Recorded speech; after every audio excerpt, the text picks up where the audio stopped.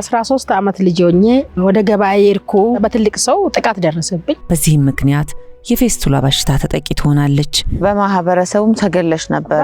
መንገድኛም ቺማናት በእርግማን የመጣባት አሁን ደግሞ የባሰን በሽታ ደግሞ ሰው ላይ ያልተፈጠረ እኔ ላይ ተፈጥሮ ከሱ ላይ ራሴን ወንዝ ውስጥ ግቤ ውስጥ ሊወረውር እናት ብትኖር እናት ነበረች። ይሄን እንደዚህ ያነገመና የምትሸፍን ለሱ አንድ ጋቢ አልብሻ አንድ ውሃ እንደው ቀድቼ አጎቴ ውለታ መልስ ይሆን ምን አለ ግን ልክ መጀመሪያ እንደው ሲያይሽ አለቀሰ። በቃ ማለት ከማልቀስም እንዴት ሊበልሽ ለቅሶ ዝም ብሎ ለቅሶ ሳይሆን እዛ አካባቢ እንደው በዚህ በሽታ ሌሎች የተጠቁ ሰዎችንስ ከበሽታው መፈወስ እንደሚችሉ አላስተማርሽም?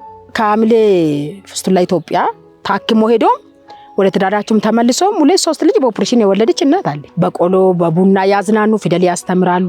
መቼ ድነሽ ነው ወደ ማገልገል የገባሽው? አገልግሎት ተሰጠኝ ሐምሌ ፌስቱላ ኢትዮጵያ ማለት ነው። እኔ የቅድመ ሕክምና ምን እንደሆነ ታውቃለሽ? አይዞሽ ህይወት አገኘው ዳግም እንደገና የ31 32 ዓመት ጎረምሳ ኖርኩ ማለት ነው። እንደገና እዚሁ ደግሞ ሌሎች እህቶችሽን እና እናቶችን ለማገዝ በምን መንገድ ነበር ፈቃደኛ የሆንሽው? ተምሬ አይደለም እሳቸው ጋር የህይወት መንገድ ነው ወደሳቸው ያመጣኝ። እኔ ጤና ባለሙያ ባይኖሩ ኖሮ በህይወት አልኖርም። እግር ክፍል የብዙ እግር ተቆርጦ ምናምን አያለው። ይሄ ቀኝ እግሯ በስብሷል። ምንም ሰው እንትን አይሰጥም ይቆረጣል። ለኔ መዳን ግን እነሱ ይጓጉ ነበር። 7 ጊዜ ተሰራ። በ8ኛ ጊዜ ላይ 8 ሰርጀሪ ተሰርተሽ ተንበርክኬ የሚሄደው ደግሞ አሁን ዱላ ይዘሽ ተነስቼ ቆመሽ ሂጂ አሉ። ምን አሉ ግን አሁን መጀመሪያ እንደው ድነሽ ስትሄጂ ያቺኛው ሞታለች ይቺኛው ሌላ ና ብሎ አላመኑኝም ሁሉ።